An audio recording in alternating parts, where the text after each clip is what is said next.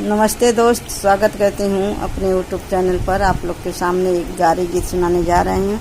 अच्छा लगेगा तो वीडियो को लाइक, सब्सक्राइब, शेयर जरूर करिएगा। कमेंट बॉक्स में बताइएगा हमारा गीत कैसा लगा। प्यार दुलार अपना इसी तरह बनाए रखिएगा, हमको आगे बढ़ाए रखिएगा। 70 जिला भोजपुरिया के आगे पटना, बतावा दुल्हे राजा दहेज लेबा केतना, बतावा दुल्हे राजा। 70 जिला भोजपुरिया के आगे पटना, बतावा दुल्हे राजा दहेज लेबा केतना, बतावा दुल्हे राजा। दहेज लेबा केतना, बतावा दुल्हे राजा।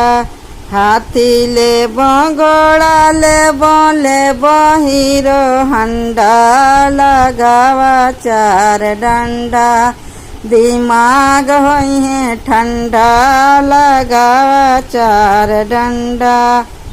हाथी लेबो, घोड़ा लेबो हीरो हंडा, लगावा 4 डंडा, दिमाग होई है ठंडा, लगावा 4 डंडा।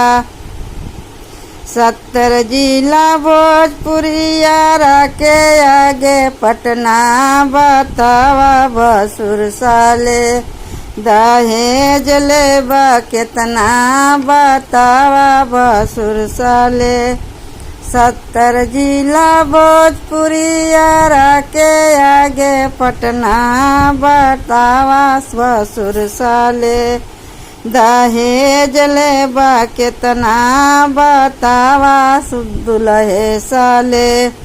कूलर लेबो, फ्रिज लेबो सोना चांदी, लगावा 4 डंडा, दिमाग होई है ठंडा, लगावा 4 डंडा। कूलर लेबो, फ्रिज लेबो सोना चांदी, लगावा 4 डंडा, दिमाग होई है ठंडा, लगावा 4 डंडा। 70 जिला भोजपुरिया के आगे पटना, बतावा भसुर साले दहेज लेबा केतना, बतावा भसुर साले।